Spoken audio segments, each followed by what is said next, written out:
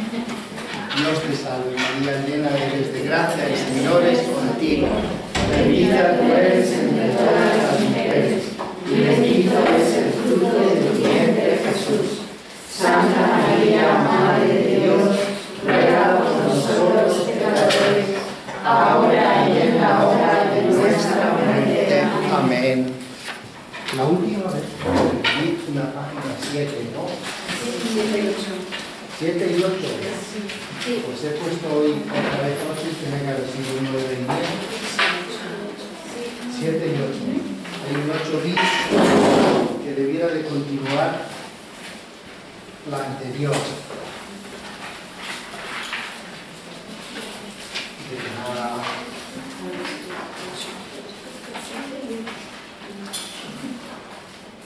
A ver si está claro bien. Está claro que las matemáticas. Gracias. Bien, la última vez que teníamos nuestro encuentro tratábamos sobre todo de la dimensión de la oración litúrgica en relación con la oración buenas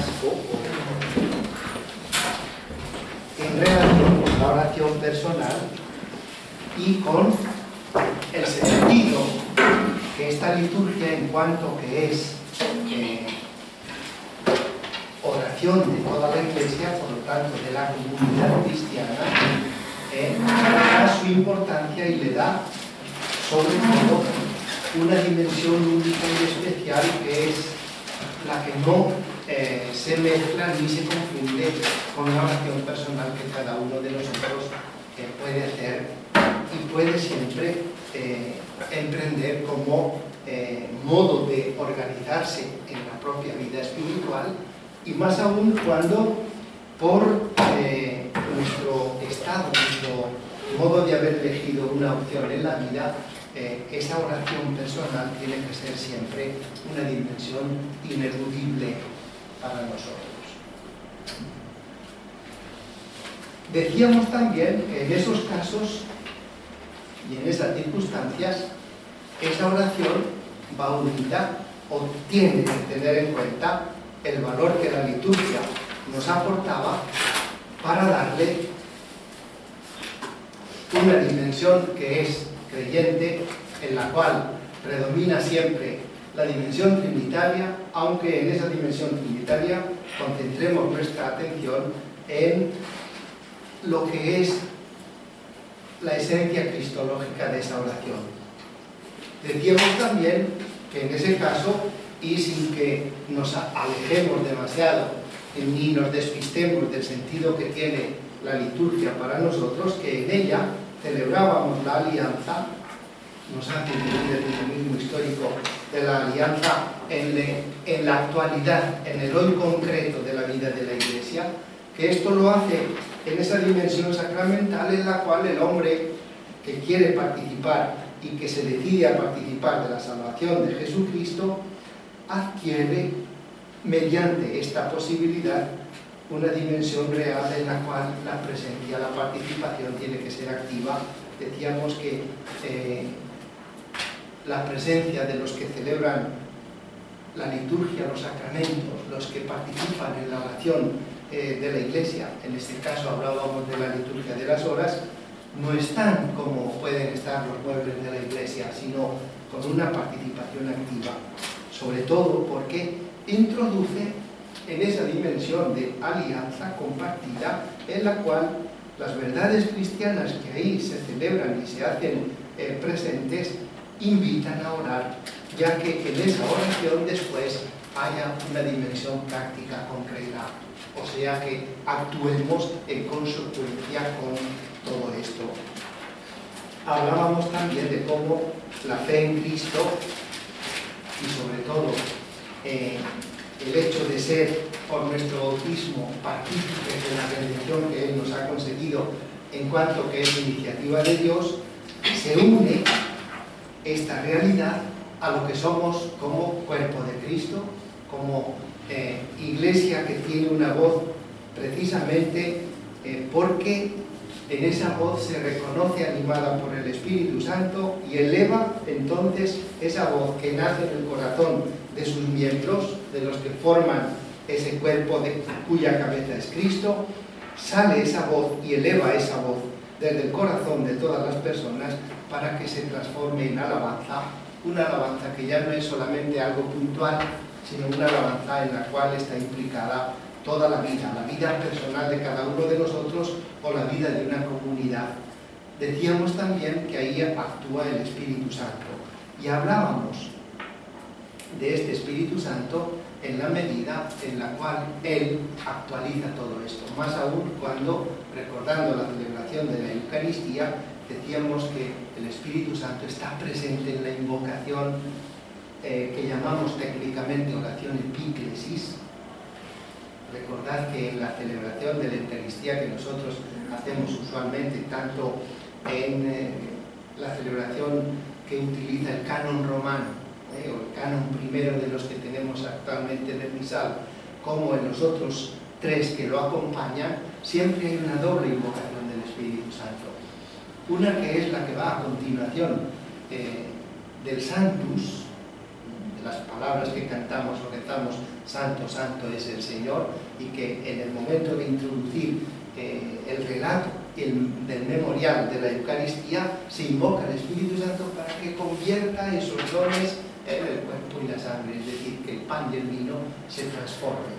Y al final, antes del Padre Nuestro, antes de la doxología que introduce el Padre Nuestro, hay otra invocación del Espíritu Santo, que es la que se llama técnicamente la oración o la epíclesis de comunión.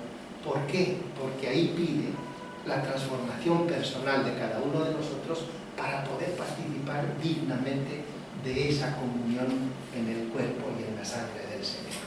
¿Veis entonces que es importante estas dimensiones que la presencia del Espíritu Santo abre en nuestra concepción y en nuestra participación litúrgica? ¿Por qué? Porque el Espíritu Santo es el que en nosotros también interioriza y hace posible que el creyente participe de esa presencia misma de Cristo, aun cuando nos dé la impresión de que la presencia y la participación sean un acto individual. Es cierto esto, pero no es solamente individual, no es como lo que podemos hacer en nuestra casa cuando decimos, o en nuestra habitación, cuando nos encerramos para decir voy a leer la Sagrada Escritura en sentido orante, o voy a rezar, o voy a concentrarme para ponerme en presencia del Señor. Eso es una cosa real, pero la otra es también, porque ya no es individual la acción que practicamos, sino que participa de esa comunidad que formamos para celebrar el misterio cristiano. De ahí decíamos que la vida entonces tiene que ser precisamente un modo de dar culto agradable a Dios, no solamente de palabras, sino también con las obras. Es decir, que entonces esa participación en la liturgia, que es para nosotros alabanza y acción de gracias, y que fundamentalmente en la liturgia se concentra en la alabanza dirigida a Dios y en la oración personal o comunitaria haya su vértice precisamente en esa alabanza en la cual se reconoce la obra de Dios y se confiesa que un solo Dios, el Padre, del que proceden todas las cosas y que ha creado todas las realidades y nos ha creado a nosotros, es también el que en Cristo ha querido darnos parte en ese misterio de salvación y de vida que es la comunión trinitaria.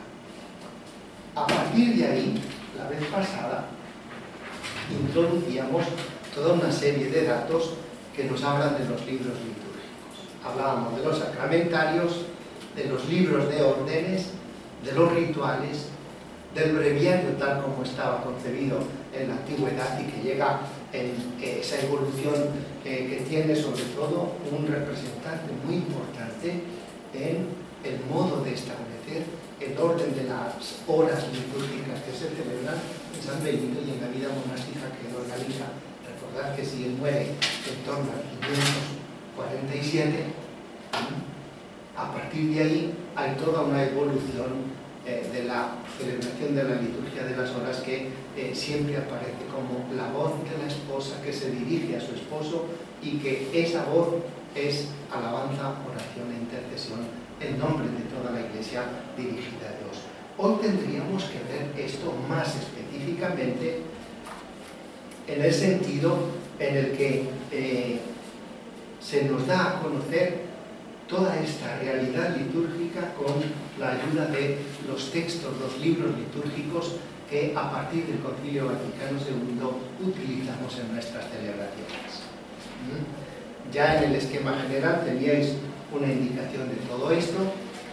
A partir de nuestro, recordad esta página que tenían aquí, los libros litúrgicos. Esta página hablaba de todos estos que decíamos hasta llegar al misal.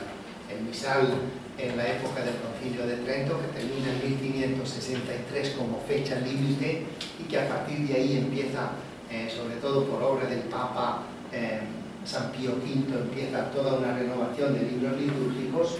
En ese caso, lo que predomina hasta el año 1963-64 era lo que llamaban técnicamente misale plenum, es decir, con una expresión latina indicaba que el misal contenía tanto las lecturas como las plegarias eucarísticas, mejor dicho, la plegaria eucarística canon romano, más todo lo demás, introitos, versos de aleluya, o tractos, o himnos, o también algunas de las distintas oraciones que se podían hacer tanto en la liturgia del tiempo ordinario, del tiempo especial de Adviento, Cuaresma, Pascua, o de la liturgia dedicada a los santos, como por ejemplo en las oraciones que se podían hacer en las cuatro témporas, o especialmente aún por circunstancias especiales. Todo eso iba en un único libro.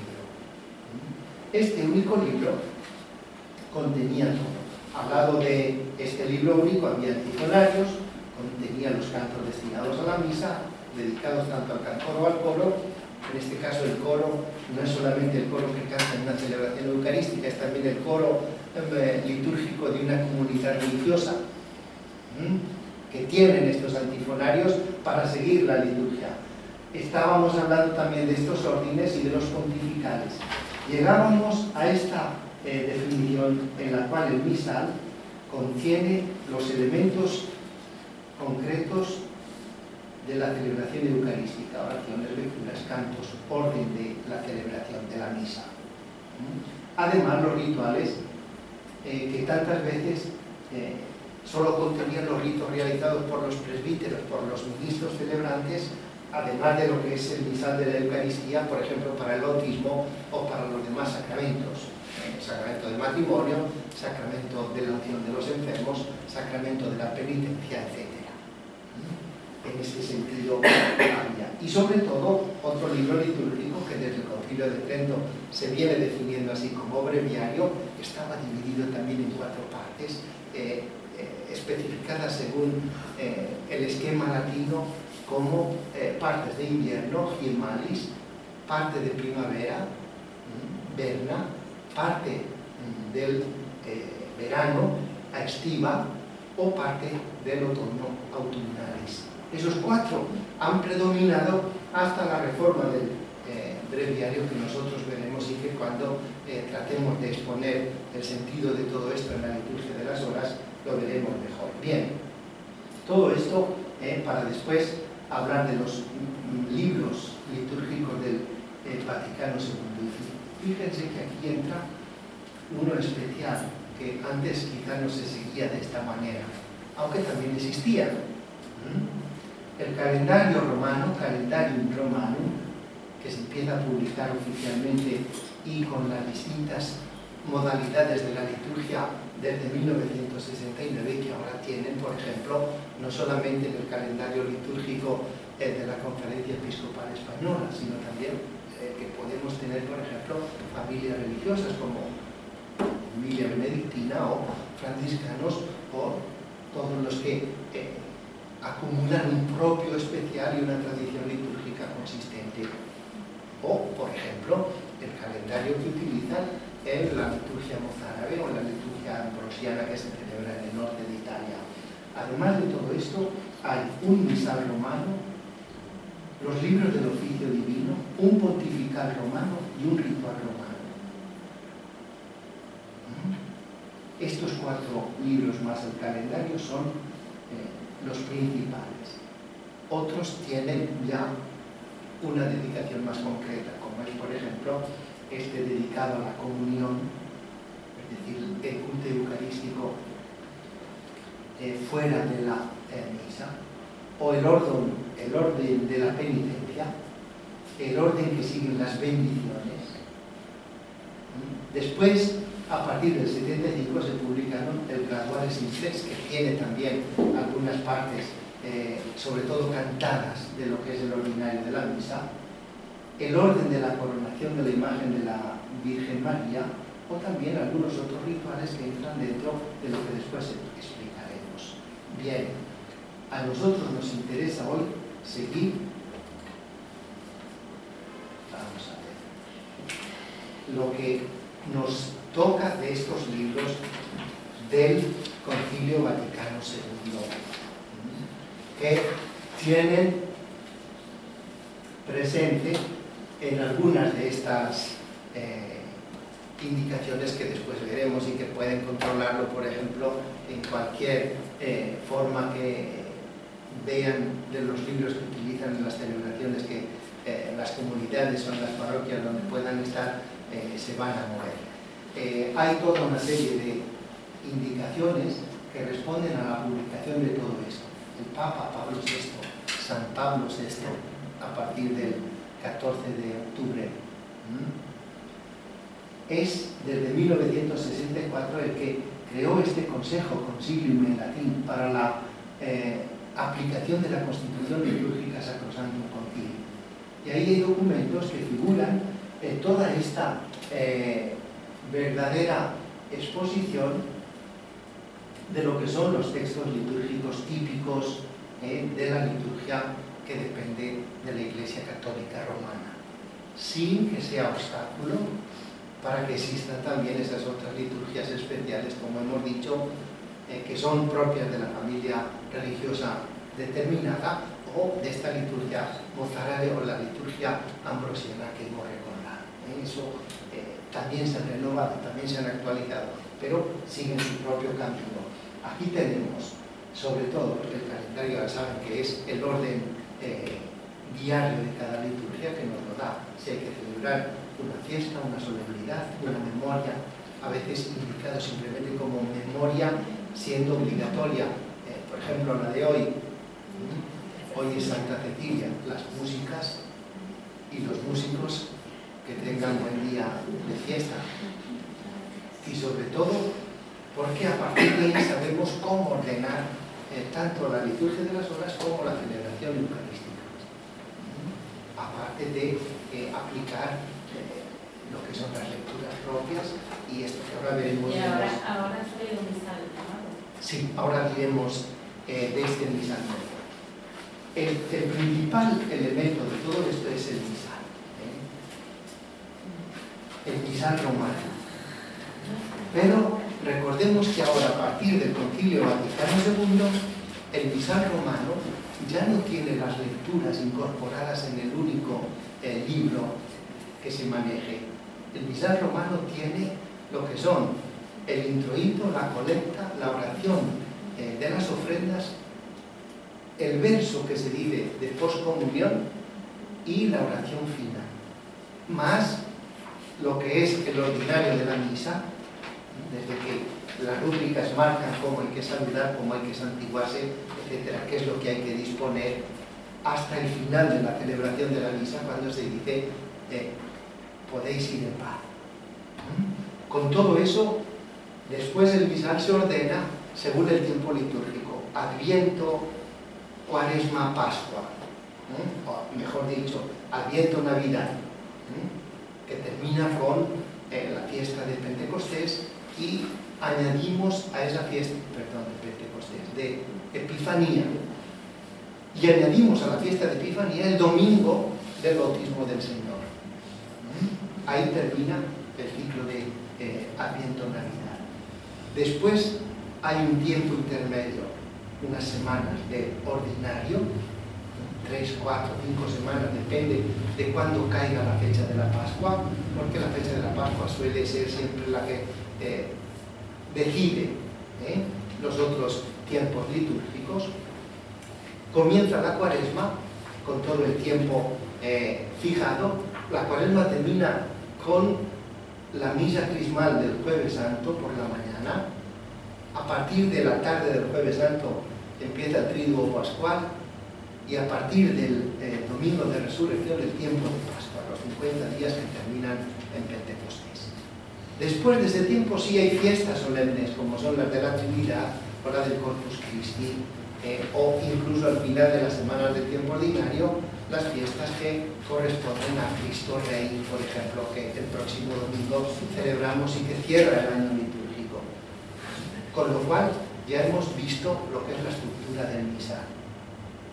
Todas estas oraciones, que son las que se utilizan en la celebración de la Eucaristía, más el ordinario de la misa, más el propio de los santos, que naturalmente a lo largo del tiempo ha cambiado, ha variado.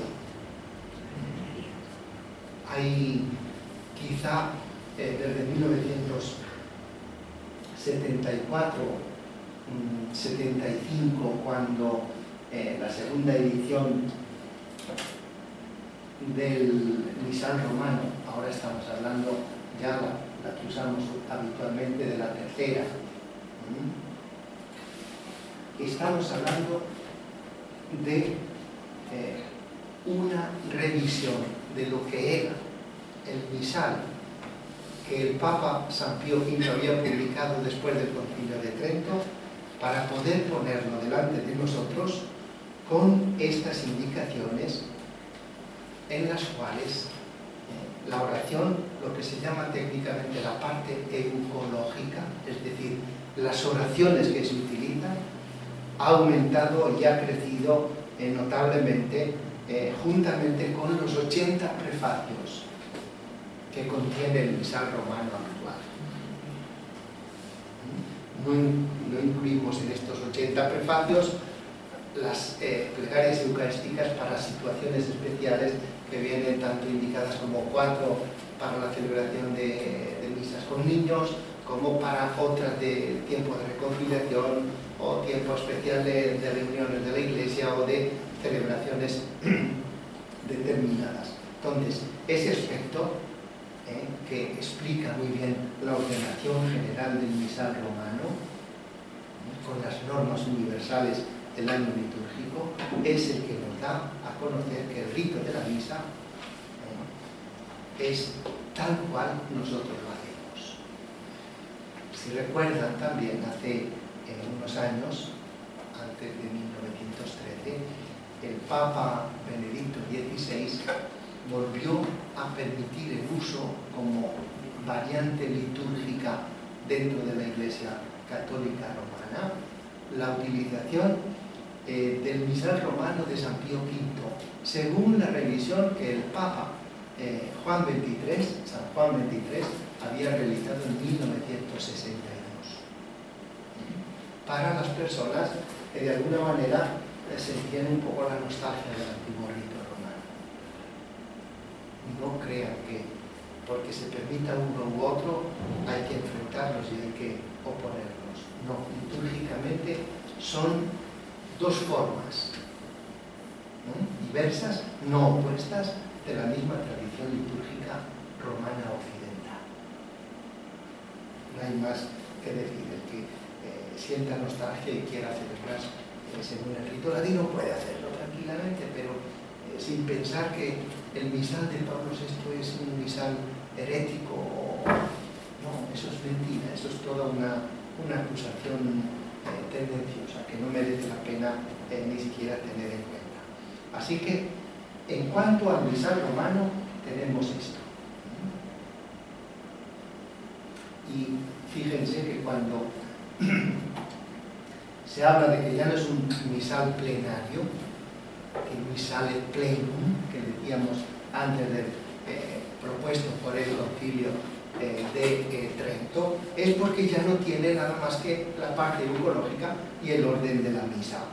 El rito ordinario de la misa es el que está colocado en el centro del libro entre el tiempo ordinario y la celebración de los santos, con todas las partes que hemos dicho, que hemos tratado de numerar hace un poco. El leccionario es un poco diferente, porque nosotros ahora mismo tenemos un leccionario que está dividido en dos ciclos. Un ciclo que es el dominical, que a su vez se subdivide en 3, A, B y C. Este año nos toca el B. A partir del domingo 1 de Adviento empezamos a utilizar el leccionario especial de Adviento y tiempos fuertes, pero empezaremos a utilizar el del ciclo C. ¿Esto por qué? Pues porque en la tradición de las lecturas de la liturgia de la Iglesia siempre ha habido una riqueza de textos que no siempre se ha tenido en el mismo equilibrio y no siempre se le ha dado el mismo valor.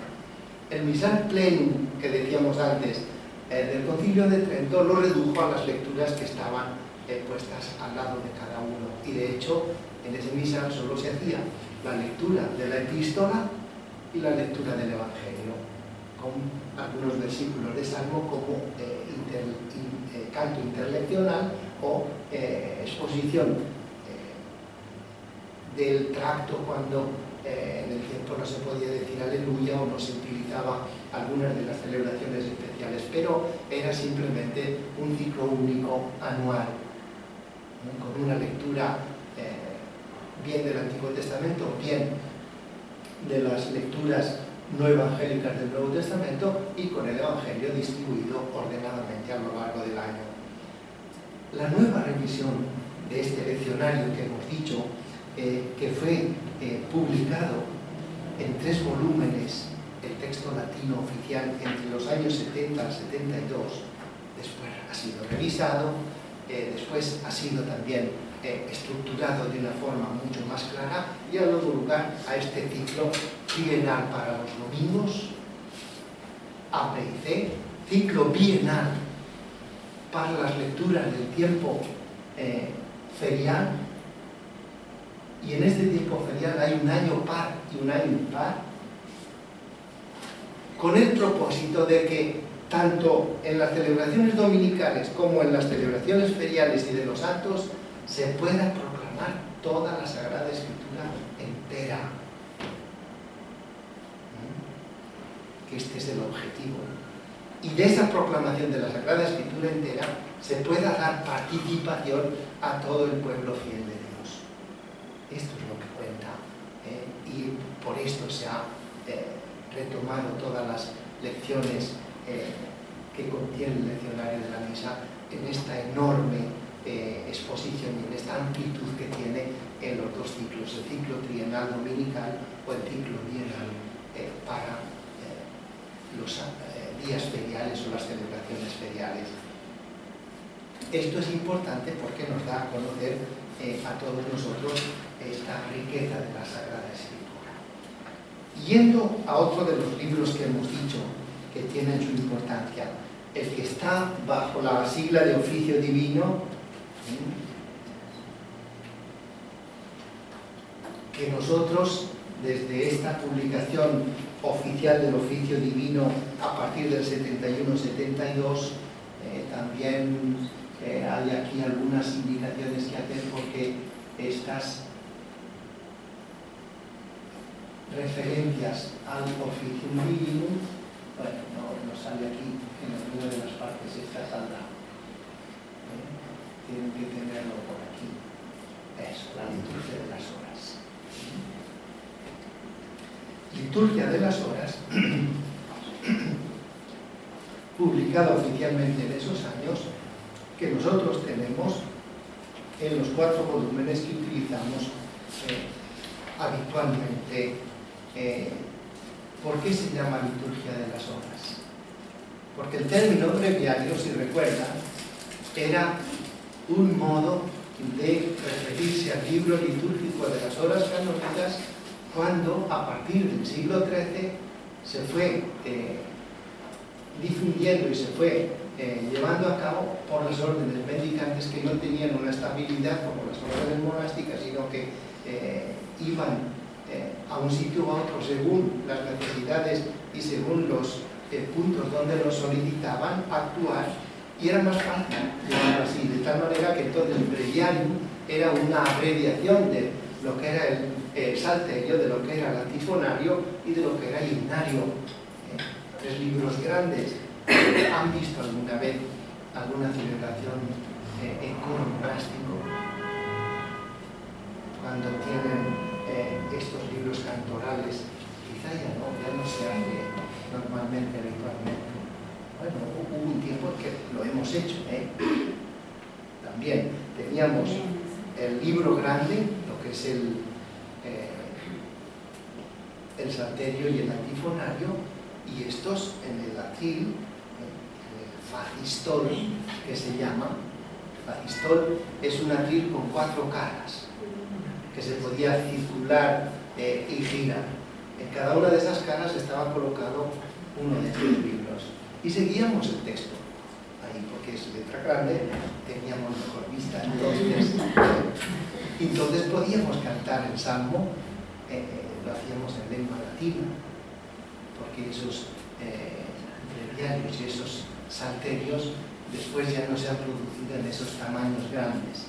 Son libros de estos de 1 metro de altitud y de un peso, con unas cubiertas de madera forrada con cuero y clavos, para darle consistencia que pudiera durar. Algunos incluso sí impresos en el siglo XIX en papel grueso, pero otros también tenían las páginas de pergamino, que son la piel de una vaca o de un ternero aún no nacido, con el pelo bien eliminado, bien lijado, bien pasado con una piedra pómez. La piedra pómez, sí que la conoce. Una piedra que suaviza la piel y la deja con esa textura sobre la cual es fácil escribir, de tal manera que la tinta no se absorba del todo y se borre, porque el tratamiento de la piel daba una consistencia. La piel es un soporte de escritura muy antiguo. San Pablo, en una de las cartas a Timoteo, habla de tráeme los pergaminos y el abrigo que me he dejado en casa de. Pues a esos pergaminos se refiere San Pablo cuando habla de los libros que se escribían de forma portátil, porque piensen lo que costaría en esa época de San Pablo estos pergaminos. Facilitaban también el llevarse los libros que utilizaban. Seguramente la Sagrada Escritura, no en un tomo así toda ella como nosotros la tenemos, sino probablemente con fragmentos de libros. Era facilitar las cosas, porque las hojas de pergamino se ponían una sobre otra y se llevaban. Si no, hubieran tenido que llevar un carro para llevar los rollos de pergamino o de papiro, donde eso ocupa mucho más espacio. Bien, para nosotros, que es a lo que vamos, esta liturgia de las horas, llamada así con este nombre que ha predominado, porque es la oración de alabanza de la Iglesia a lo largo de las horas del día. Es una tradición antiquísima que arraiga en la Sagrada Escritura. Recuerden a Zacarías, que va a hacer su turno de oración al templo y a ofrecer el incienso, porque lo hacían por la mañana, al mediodía y por la tarde. Esas 3 horas de oración oficial es lo que después ha formado la base y el desarrollo de todo lo que es la alabanza de las diversas horas canónicas. Esto, naturalmente, era para poder distribuir la jornada entera en un sentido en el cual la alabanza a Dios estaba garantizada. Después, este conjunto de textos litúrgicos es el que ha recibido el nombre específico de oficio divino. Opus Dei en la tradición monástica. La obra dedicada a dar alabanza a Dios.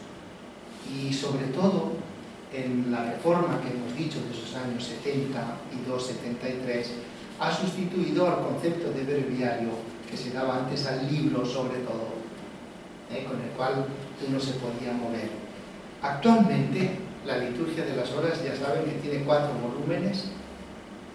El primero dedicado al Adviento y a la Navidad, el segundo a la Cuaresma y la Pascua, el tercero la mitad del tiempo ordinario, semanas 1 a 17ª, y el cuarto 17ª a 34ª. Así que ahí, en la primera indicación que hemos dado, el tiempo de Adviento y Navidad, tiene la ordenación general de la liturgia de las horas, que si nos da tiempo veremos un poco. Y sobre todo porque los elementos que tiene importancia para nosotros es que las diversas partes, los elementos que forman la liturgia de las horas, la renovación de todo esto, desde el Concilio Vaticano II está destinado no solo a sacerdotes, diáconos y religiosos. Los destinatarios que un tiempo eran casi exclusivos. Ahora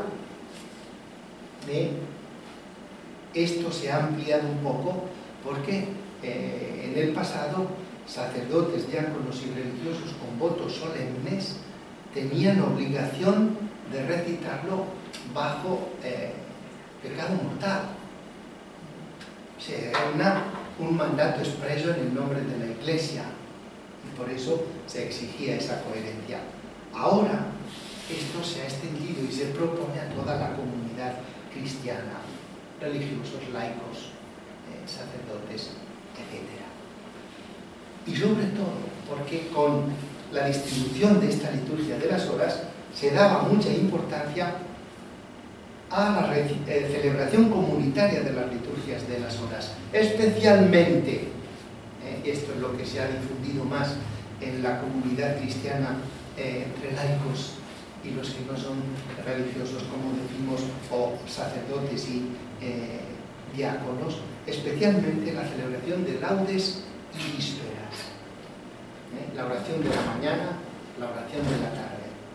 Estas 2 horas son las que forman esta dimensión tan interesante de la liturgia de las horas. Probablemente, lo que pasa es que esto depende un poco, saben que todavía no he terminado todo eso. El 5.º volumen de la liturgia de las horas debería de contener himnos, debería de tener algunos cantos. Saben que ahora, por ejemplo, los laudes siempre llevan en segundo lugar un canto que está tomado o bien de la literatura profética o de la literatura sapiencial, y que la celebración de las vísperas, en tercer lugar, siempre lleva un canto del Nuevo Testamento, bien sea de los Evangelios, excepto el Benedictus y el Magnificat, que son oración de cada vez que se celebra laudes o vísperas, pero sí, o bien de las cartas de San Pablo, o bien de las otras cartas, o bien del libro del Apocalipsis. De estos textos se toman estos cantos finales de la oración de vísperas. Bueno, esto debería ser el objeto de un 5.º volumen, que aún, al menos yo que tenga conocimiento, no ha sido propuesto. Sí se han hecho cosas particulares. Se han propuesto oraciones sálmicas, se han propuesto himnos musicalizados de parte de muchas personas. Nosotros tenemos conocimiento quizás de la aportación más completa de los himnos de don Domingo Cols, un sacerdote que fue canónigo y además organista de la Catedral de Barcelona. Son himnos muy bien compuestos, hay que decirlo. A veces es un poco difícil de ejecutar, porque hay que ensayarlo bien para que tenga su ritmo y tenga lo que decía hoy San Agustín en la lectura de Santa Cecilia, que canten con armonía poniendo bien las voces y la música no sea un galimatías. Y cantar con el corazón y con júbilo, claro, eso siempre, porque si no, no estamos celebrando como es debido. Bien, pues esto debería de venir cada día, sobre todo para ver, por ejemplo, estas oraciones sálmicas, a qué nos ayudan. Normalmente la oración sálmica, algunas que hay publicadas también actualmente, lo que recogen es el sentido del salmo y lo hacen revertir como una especie de respuesta personal, de eco que ha suscitado el salmo en nosotros. Se pueden utilizar. Personalmente creo que no hay que abusar de ellas. El salmo ya en sí tiene mucha claridad, aunque a veces nos cueste entrar en la dicción, en la expresión del salmo. Pero recuerden que, como pasa siempre, los salmos no son palabra nuestra. Es palabra de Dios que la Iglesia pone en nuestros labios para dirigirnos a Dios adecuadamente.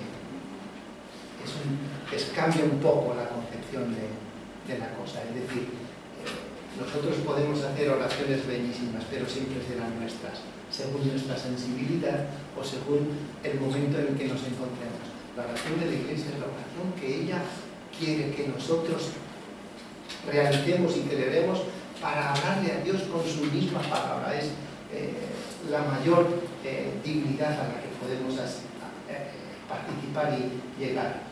Así que, además de esto que hemos dicho así en sentido general, otros libros litúrgicos son el pontifical.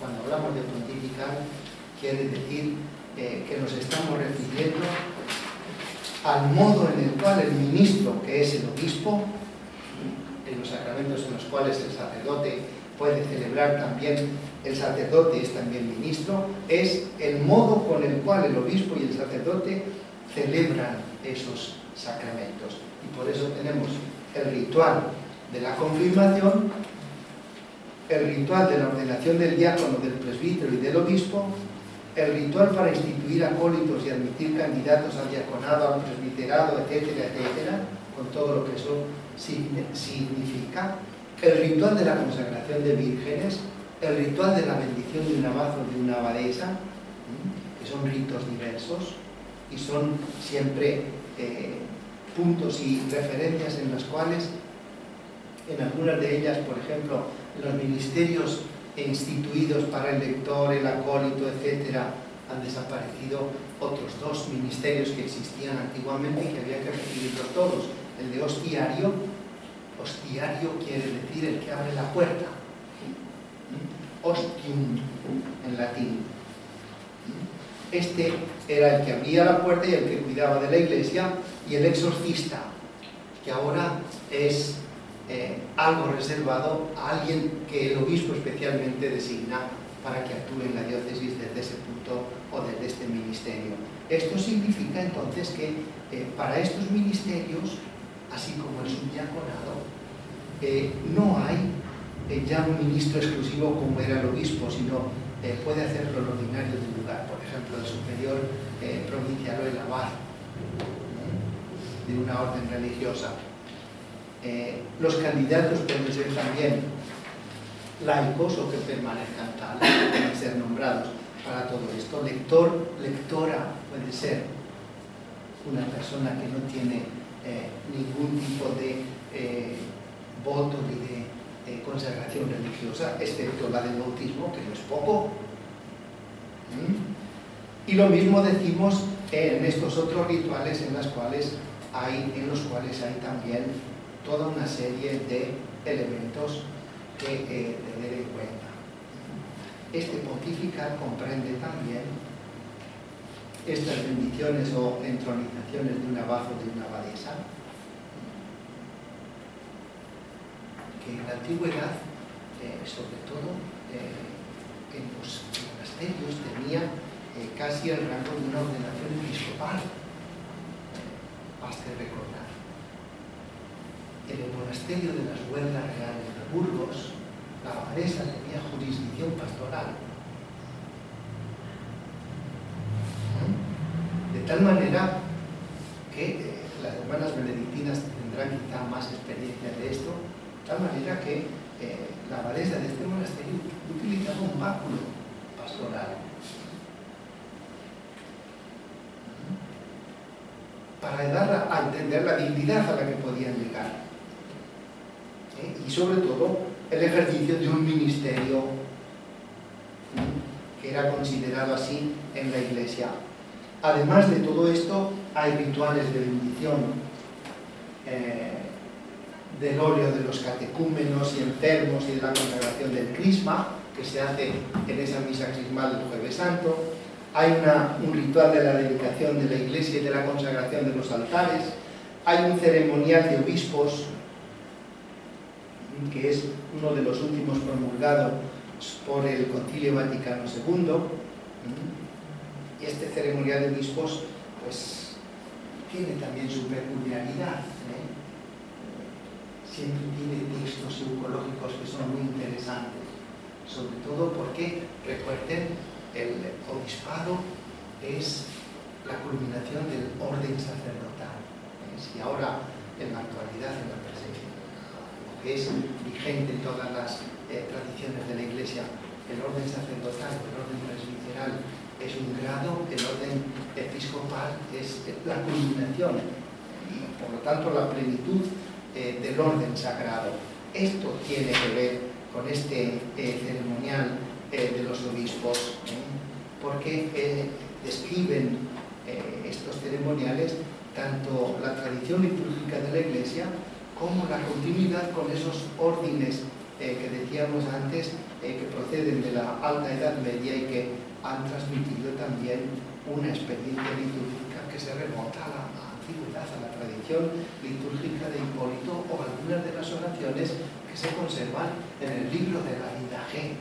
La Didache es un texto hermosísimo que habla de la disciplina de la Iglesia y del orden de las celebraciones en el siglo I, probablemente antes del año 95 o en torno al año 95 después de Cristo.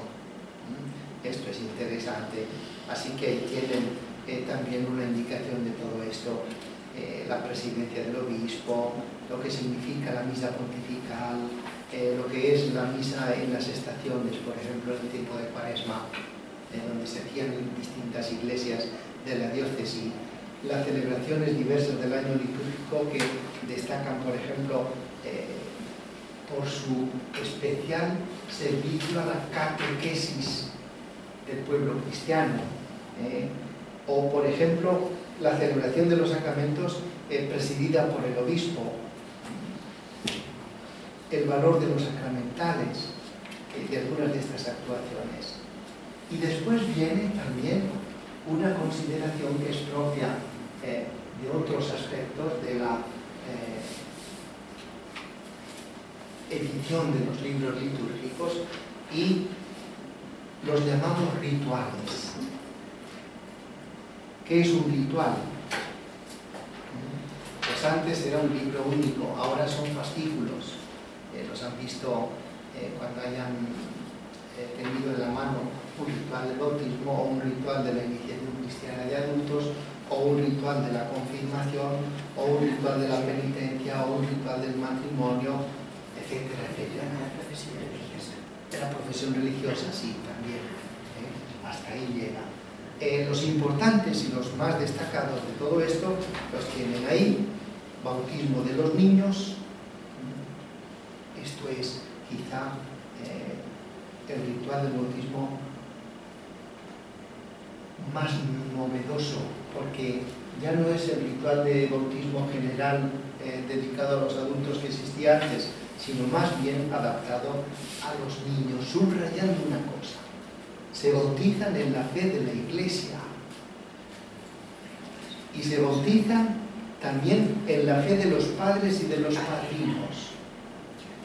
Esos tres aspectos, o esas tres clases de personas que entran ahí, es importante destacarlo en el ritual del bautismo de niños, porque si es la persona, claro, el niño o la niña que se bautiza y que llevan a bautizar, pero es la fe de la Iglesia que los acoge, la de los padres que los llevan a bautizar y la de los padrinos que garantizan esa participación en la vida de la Iglesia.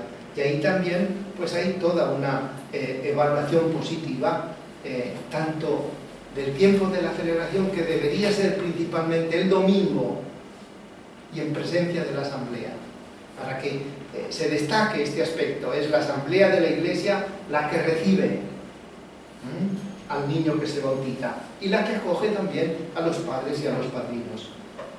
Esto es interesante porque se debería de hacer también en el contexto de la celebración eucarística. Creo que en muchas parroquias, gracias a Dios, se hace así. Otra cosa son siempre las situaciones especiales, donde por cualquier motivo o por, como se dice, por razones pastorales, pues se puede hacer de otra manera. El ritual de la iniciación cristiana de adultos es también uno de los interesantes desde el punto de vista litúrgico, porque no solamente recupera la práctica o praxis catecumenal de la Iglesia de los primeros siglos, y esto es necesario en nuestro tiempo, donde puede haber bautizados que han perdido totalmente la referencia, o por ejemplo la experiencia de países de África, donde lo normal es la práctica del catecumenado para poder llegar al bautismo, según pueden darnos a conocer las hermanas que aquí están presentes. El catecumenado es la norma con la cual se procede en las iglesias de África. Y esto es naturalmente algo que permite darle a la iniciación cristiana una dimensión verdaderamente importante, tanto desde el punto de vista litúrgico, que tiene presente el tiempo de catecumenado, el inicio y el progreso, los escrutinios que se hacen para evaluar la participación, el tiempo de la elección de los candidatos, la celebración del sacramento de la iniciación, bautismo, confirmación, Eucaristía, que es un modo de participar plenamente en la vida de la Iglesia. Esto no es solamente algo que se hace ahora en estos países o en España y en Europa, cuando hay candidatos adultos, a los cuales se suele especialmente reservar el bautismo para el día de Pascua, que es una elección verdaderamente extraordinariamente feliz y buena, porque la Pascua es precisamente el punto de partida de todo lo que el misterio cristiano significa y todo lo que la liturgia contiene como el misterio de Cristo celebrado y reanimado a lo largo del año. Bien, esto es importante porque además es el tiempo de una iniciación. A partir de la Pascua entra lo que decíamos el otro día cuando hablábamos de mistagogía, de una iniciación, de un encaminamiento, si sirve la palabra un poco rara, pero sirve para poder entrar en esta dimensión de vida litúrgica que participa plenamente de la realidad del misterio salvador de Cristo. Esto es importante porque la ordenación de este ritual de la iniciación cristiana de adultos tiene todo esto, es decir, es una verdadera forma de promover no solamente la actividad pastoral de la Iglesia, sino la evangelización de las personas que de alguna manera están un tanto en situación de alejamiento o de no participación. Y esto hay que tenerlo en cuenta porque muchas veces también la iniciación cristiana de adultos o la catequesis de adultos no es en orden al bautismo, que ya lo han recibido, sino a una mejor disposición personal a la hora de todo esto. Rituales que hay también en otras situaciones, pues este de la penitencia ya no es el ritual de la penitencia el aspecto meramente reducido a la confesión de los pecados, que es solamente una parte de la celebración del sacramento de la penitencia, sino el hecho de que se subraye la penitencia o reconciliación del pecador. esto es importante, porque dentro de ello el ritual prevé la celebración individual. La tradición católica ha sido así durante muchos siglos, la confesión personal reservada casi exclusivamente al encuentro entre el confesor y el penitente. Y bueno, pues todavía se sigue practicando, no se ha acabado con ella. Y es bueno porque en ese caso lo que significa la reconciliación y la remisión personal de cara a la participación en este sacramento indica que hay también algo más que el mero encuentro personal en el cual uno dice sus pecados y recibe la absolución. Debería de haber incluso en esos momentos también un anuncio de la palabra de Dios, una pequeña lectura bíblica. Y sobre todo se ha recuperado la dimensión espiritual de la presencia del Espíritu Santo. La fórmula de la absolución se dice por el Espíritu Santo expresamente, que derramó el Espíritu Santo para la remisión de los pecados. Esa frase es importantísima porque quiere decir que es el sacramento de raíz evangélica. Recuerden el pasaje del Evangelio de San Juan, donde se dice expresamente: a quienes sopla sobre los discípulos, recibid el Espíritu Santo, a quienes perdonéis los pecados, serán perdonados. Entonces es importante todo esto. Es verdad que hay otra modalidad de esta celebración que es la comunitaria con confesión y absolución individual, o comunitaria con confesión y absolución general, que se puede utilizar en casos determinados y a veces también con el permiso del obispo, teniendo en cuenta que en estas celebraciones comunitarias, que son también interesantes cuando se hacen, por ejemplo, en el tiempo de Adviento, en el tiempo de Cuaresma, de cara a la celebración de la Pascua, o cuando hay reuniones o asambleas de un movimiento, de una cofradía, de un grupo religioso. Todos estos elementos son interesantes porque en la celebración del ritual de la penitencia hay que tener siempre que no es solamente un gesto meramente individual, sino una cierta dimensión, una confesión de fe, una confesión de nosotros mismos, un examen de nosotros mismos que es confesión de las culpas, y a la vez una confesión o una fórmula de alabanza. Estos tres elementos no deberían de faltar ni siquiera en la celebración individual, ni siquiera, porque una vez recibida la absolución individualmente, yo tengo que darme cuenta del beneficio recibido, y entonces que surja en la acción de gracias, la alabanza dedicada al Señor. Hay también un ritual para la comunión y el culto de la Eucaristía fuera de la misa. Esto tiene interés para nosotros, después veremos por qué, porque la comunión fuera de la misa tiene que ser siempre algo referido a la misma, y sobre todo si se hace para los enfermos, que sean parte de lo que, no pudiendo estar presente, al menos intencionalmente se agregan a la Eucaristía. Debe haber siempre una pequeña celebración de la palabra, en menos que haya una referencia evangélica, y puede ser distribuida también por ministros extraordinarios. Además, hay otros aspectos, como puede ser la adoración eucarística, procesiones, etc.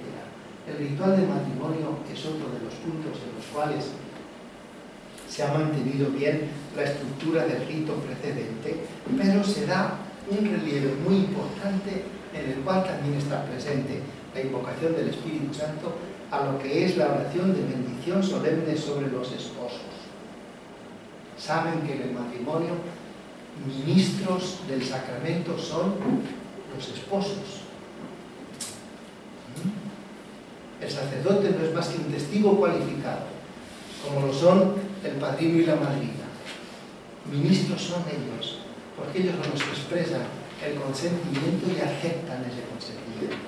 Bueno, pues importante es que el matrimonio, al destacar esto en el ritual, haya añadido también esta bendición solemne con varios formularios interesantes todos y siempre con una riqueza y un trasfondo bíblico que destaca siempre la dimensión espiritual del matrimonio. Esto es naturalmente importante, porque va a referirlo siempre a la unión que forman Cristo y la Iglesia como tal. Esto es fundamental.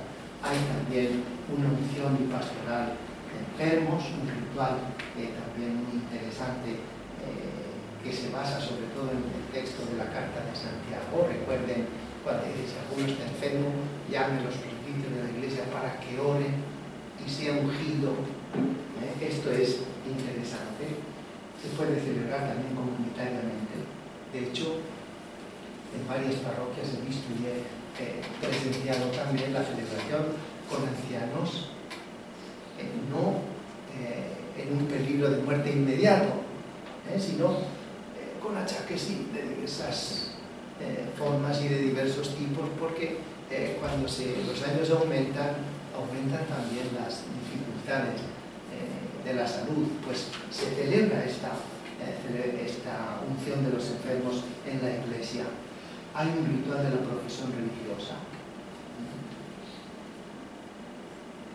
que es también muy interesante, porque en este ritual de la profesión religiosa se puede iniciar desde el ingreso en el noviciado hasta el rito de la profesión perpetua. Todo está comprendido.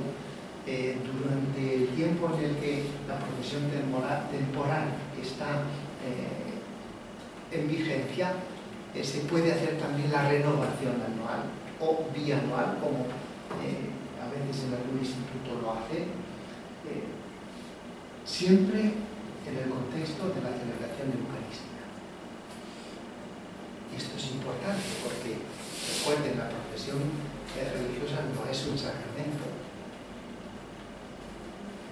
Sacramentos hay solo 7.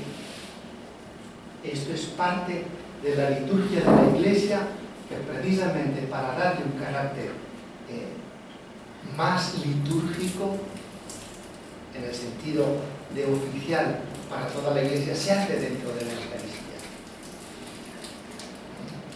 Hay un ritual de exequias que presenta también toda una grandísima diversidad de textos bíblicos, de oraciones, de recomendación del alma, etcétera, de salmos que se pueden aplicar.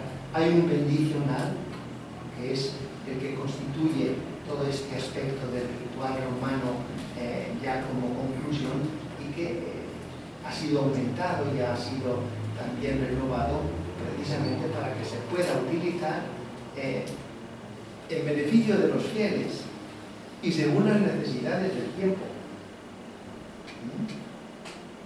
No solamente bendición de una casa o de un automóvil, sino también y sobre todo bendición de las personas, bendición de niños, bendición de la madre que ha dado a luz, bendición de los esposos, bendición de quien va a viajar, o bendición de cosas, por ejemplo, del pan, del agua, bendición de espacios donde se trabaja, una oficina, una fábrica, un comercio.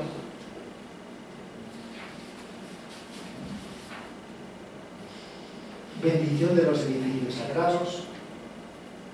Es decir, hay muchas situaciones de la vida en las cuales estas bendiciones son interesantes. Por ejemplo, bendición de instrumentos y de técnicas como pueden ser una central eléctrica, un acueducto. Y decir una central eléctrica parece un poco raro. Bueno, pues también se puede hacer. Bendición de los animales es interesante. Bendición de la mesa a las horas de las comidas o de la cena. Bueno, hay un montón de indicaciones.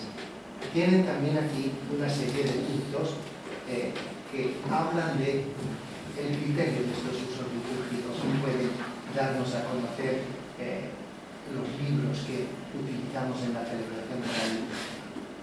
Es decir, el libro como tal, el libro litúrgico, necesita también tener su respeto y su cuidado. Eso es a lo que íbamos a decir. De tal manera que lo valoramos no solamente por la materialidad del libro, si es más elegante, más lujosa la edición, de todo esto, eso tiene un aspecto. No, lo valoramos sobre todo para que ese libro litúrgico ayude a alcanzar el bien espiritual que el sacramento o la celebración litúrgica que introduce y que permite hacer nos ayuda y nos da a conocer convenientemente en su sentido eclesial, comunitario y personal. Porque en cada parte de esa celebración ese libro está ayudándonos con la utilidad que tiene. Esto es algo que va un poco más allá de la materialidad del libro, aunque es importante también que esté bien hecho, que tenga una encuadernación buena y sobre todo que sepamos conservarlo también, que eso es importante. Bueno, y como esto va unido a una cosa concreta, como es la de tienen aquí la Constitución Apostólica, Laudatis Cartae, que es la que hace oficialmente la promulgación del oficio divino según el Concilio Vaticano II, en el cual hay toda una serie de puntos que son importantes para nosotros. Antes, si me da tiempo de hablar un poco de lo que es después el valor de la celebración eucarística, que ya hemos dicho es el punto capital y central de todo lo que el misal romano contiene. Bien, esta celebración, esta Constitución Apostólica, titulada el Cántico de Alabanza, Laudatis Canticum, en el texto latino, la publicó el Papa Pablo VI. Esta tiene para nosotros el interés de darnos a conocer cómo es algo que pertenece plenamente a la vida de la Iglesia en cuanto que desarrolla el sentido de la liturgia de las horas y complementa lo que es la Eucaristía. ¿Por qué? Pues porque la liturgia de las horas no solamente es oración universal de la Iglesia, sino también oración de la Iglesia local, en los tiempos y en los lugares establecidos. Este culto divino, que es el que junto al sacrificio eucarístico difunde por todas partes, por todo el mundo, esta realidad del culto dedicado a Dios y de la participación de ese culto en el cual Jesucristo está presente. El oficio divino, entonces, la liturgia de las horas, ha sido a lo largo del tiempo reformada y propuesta según distintos modos. Aquí les dice algunos, por ejemplo, el breviario de San Pío V, el Concilio de Trento, el breviario de San Pío X que reformó algunas cosas, las reformas de Pío XII y Juan XXIII. Pío XII introdujo un salterio nuevo, traducido al latín por los profesores y estudiosos del Pontificio Instituto Bíblico. En el año 1947 entró en vigor. Se ha utilizado hasta la actualidad el texto latino hasta que se promulgó en 1985 la nueva traducción de la Biblia latina llamada Vulgata, era el de estos salmos. Bien, el Vaticano II lo reformó, como hemos dicho, hace un rato, y sobre todo es interesante porque a partir de ahí La nueva ordenación de la liturgia de las horas y sus motivaciones tiene una serie de puntos que son interesantes para nosotros. Es oración de clérigos religiosos y laicos, es decir, de todo el pueblo de Dios, tal como pide la Constitución Sacrosanctum Concilium.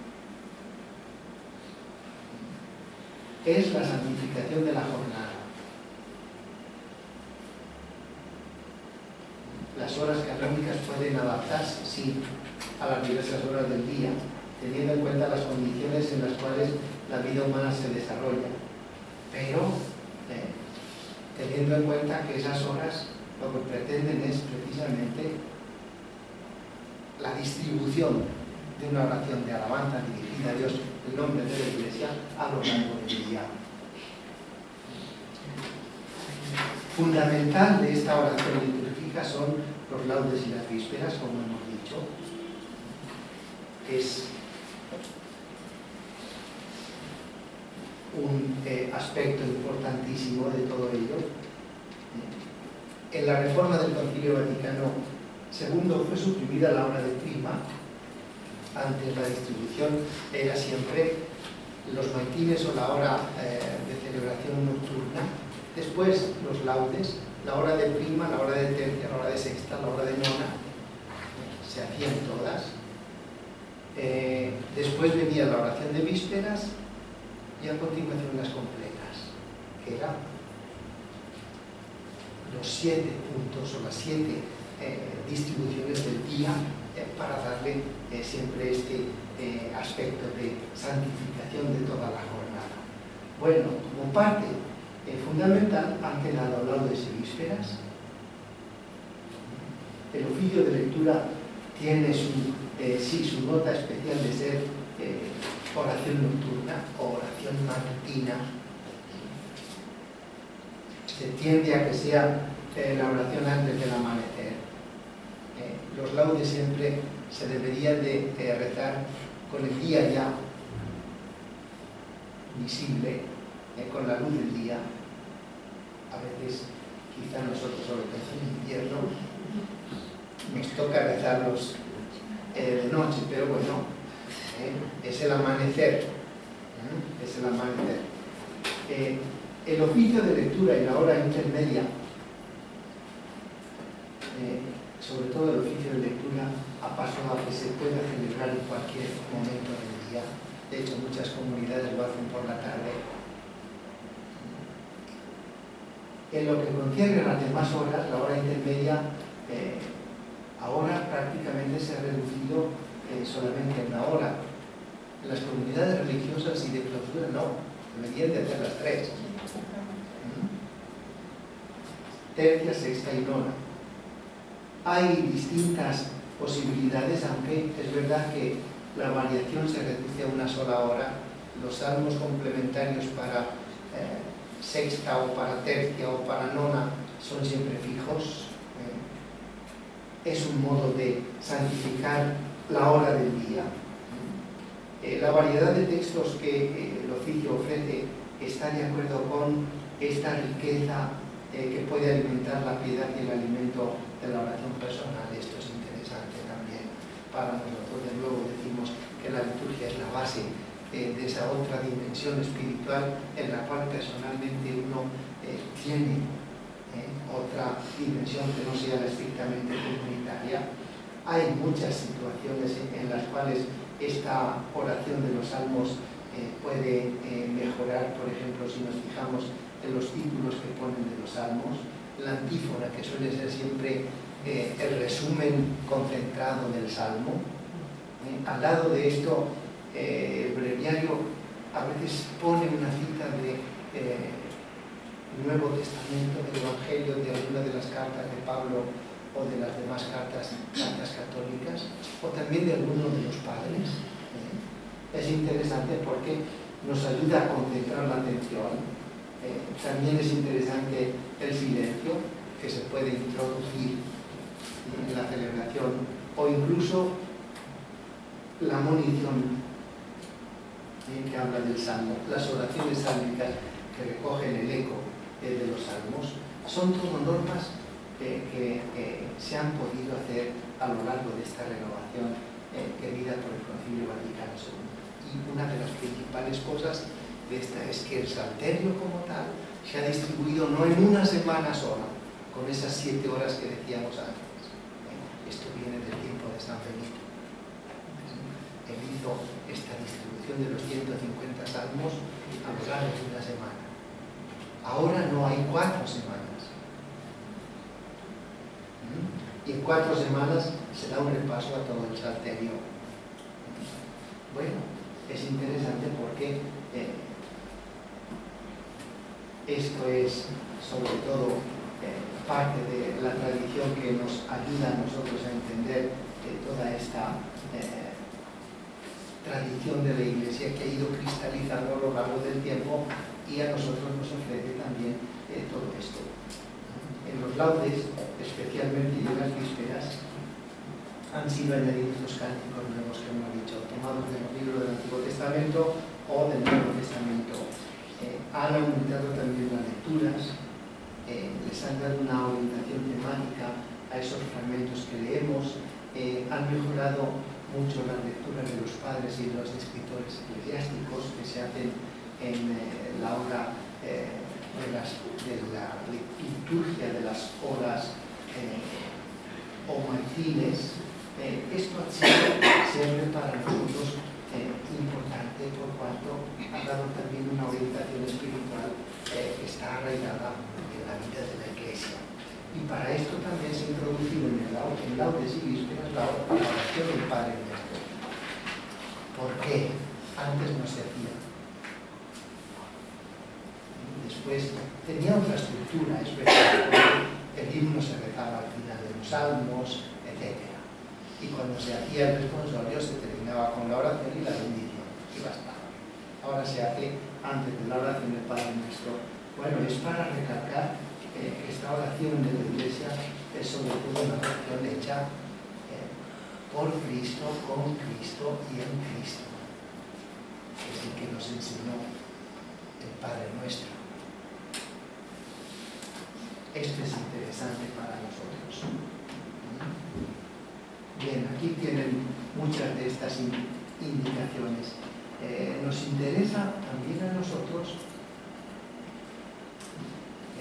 tener una serie de puntos que los tienen aquí preparados.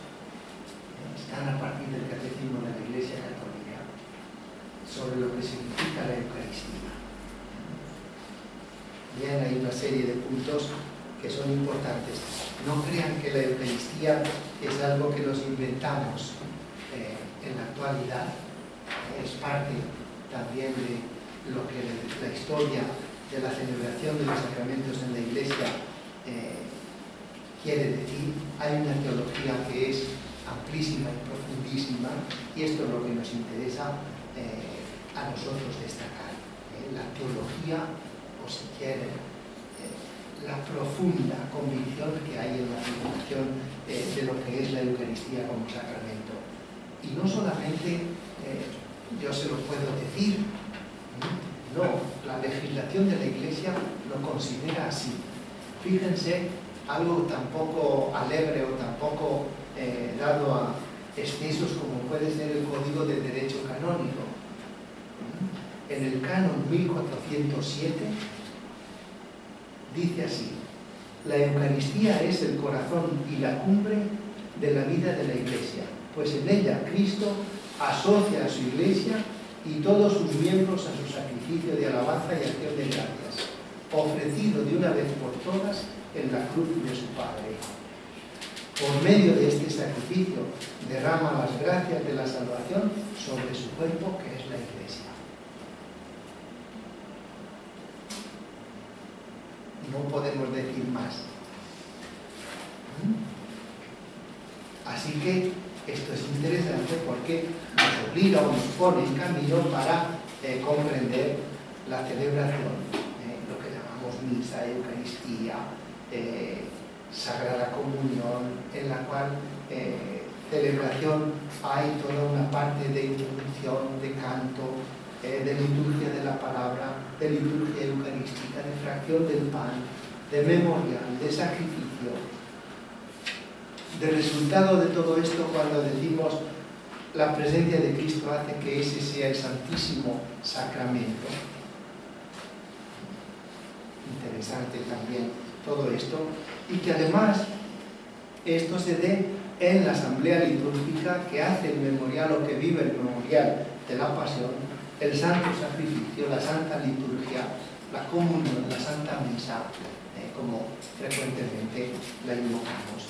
Esto es interesante para nosotros porque es el corazón y la cumbre de la vida de la Iglesia. Bien. Bueno, pues esto tiene para nosotros un sentido muy importante, porque el catecismo en este número lo dice claramente.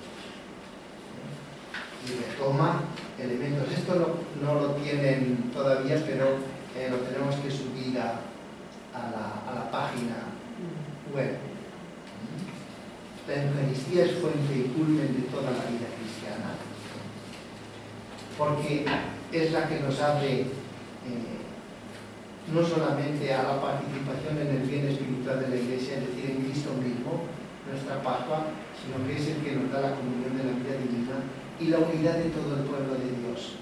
Es el centro de la Iglesia, por ella subsiste la Iglesia. Y en la celebración eucarística nos unimos tanto a la liturgia del cielo como anticipamos la vida eterna en la que Dios será todo en todos. Bueno, dicho así, son fórmulas que nos cuesta un poco de entender y de discernir, pero tendríamos que decir que un mejor entendimiento de la Eucaristía debería de llevarnos a una comprensión no solo de la Eucaristía en cuanto a celebración litúrgica, sino también a una participación más personal y profunda en lo que es el sacramento que nos une con Jesucristo, que se dio a nosotros en este misterio evocado de su muerte y resurrección. Lo decimos después de la consagración. Anunciamos tu muerte, proclamamos tu resurrección. Ven, Señor Jesús. Este es un punto importante para nosotros. Entrar en esta relación, en esta dimensión personal con Jesucristo, quiere decir que también nosotros nos unimos con Él mediante esa humanidad que Él entregó en la cruz, y que entonces en su muerte nosotros hemos recibido la vida, ya que nos ha librado de esos pecados que nos llevan a la muerte y nos ha dado también la posibilidad de reconciliarnos con el Padre por medio del Espíritu, que es el que nos ayuda a participar plenamente y a la vez entre nosotros, porque tiene esta dimensión horizontal que abarca a todos los que forman parte de la Iglesia.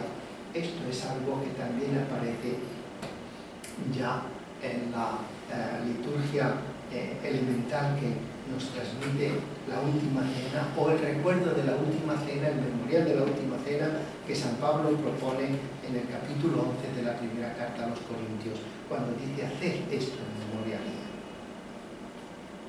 Por lo tanto, la Eucaristía es sí un banquete eucarístico. Se celebra en familia, se celebra con quienes son amigos y hermanos. Por lo tanto, una oportunidad de estrechar lazos, profundizar en la cercanía, vivir la comunión, la unión. Por lo tanto, no es una comida solitaria, no es una invitación a permanecer cada uno aislado. Al contrario, la armonía que en la Eucaristía se pone en juego a partir de lo que Jesús nos ha dado al invitarnos a participar de este banquete es interesante, porque lo hacemos consumiendo el mismo cuerpo y la misma sangre para todos, recibiendo el mismo don. Y recuerden que no hay forma de asimilación más profunda que es la de la comida que asumimos. Eso forma parte de nuestro ser, de nuestras células.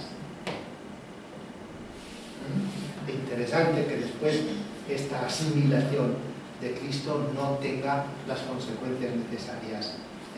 Es decir, que no vayamos más a fondo y que no nos acordemos de ello durante todo el día.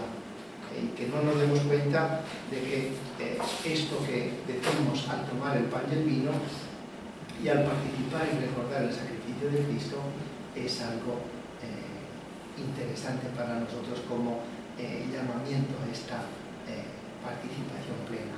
Ya que es memoria, entonces participamos de este banquete pascual.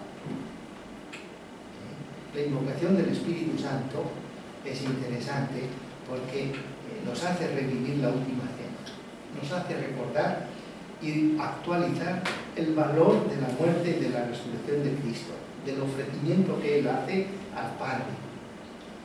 Cuando dice, haced esto en memoria mía, es importante porque no solamente es un recuerdo, sino un revivir todo ello. Y este recuerdo, este memorial, la palabra anamnesis, que a veces la oirán, tendrá siempre este valor, el hacer esto en memoria mía. Cuando hagan esto, o siempre que hagan esto, siempre que celebren la Eucaristía, yo estaré allí presente en medio de vosotros. Esta es la presencia real de Cristo en la Eucaristía. Presencia que es lo que después nos lleva también a esas elaboraciones teológicas más estructuradas en las cuales transformación se lleva a una palabra técnica que es la transubstanciación. Las especies de pan y vino permanecen tales cuales, pero se han transformado en el cuerpo y la sangre de Cristo. Bajo la apariencia de estas realidades está el mismo Jesucristo, el Hijo de Dios, el que ha compartido nuestra naturaleza humana. Bueno, nos faltaría alguna cosa más de la espiritualidad y la práctica de la Eucaristía y alguna indicación más sobre la cuestión de la liturgia de las horas que dejamos para la próxima vez. El día 29, si Dios quiere.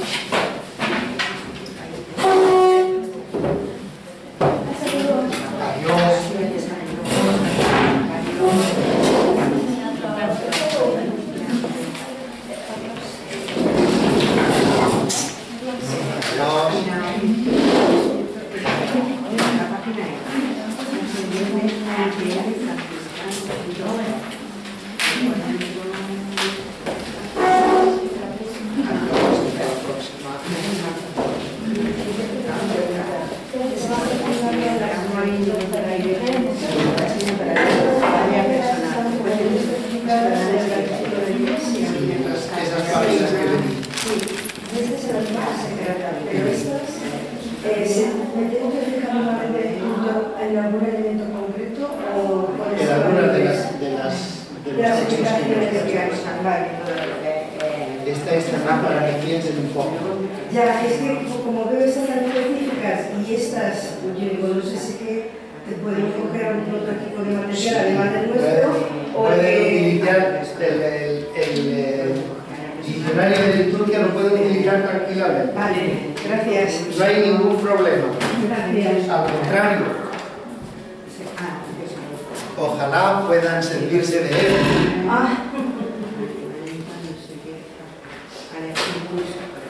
¿Esto estará parado o no estará parado? Bueno, no lo sé.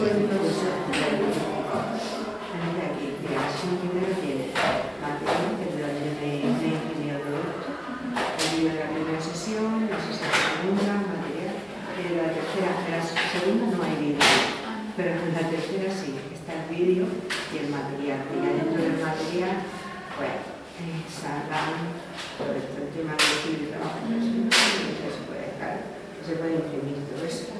Empezando por ahí. Está aquí en la Casa Mayor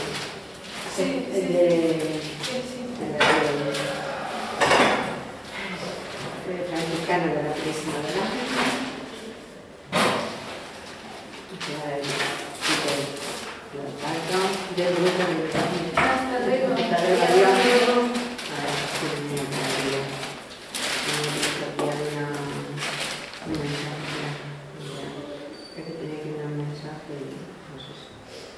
mensajes que jamás se dieron. ¿Ha sido posible contactar con usted?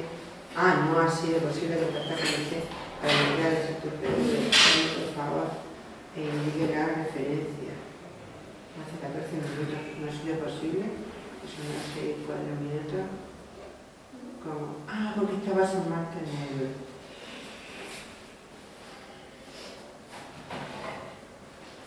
hasta luego. Adiós. Indique la referencia. Perdón un segundo. 17, 54, 64. No sé si voy a contactar con usted. Ya eso que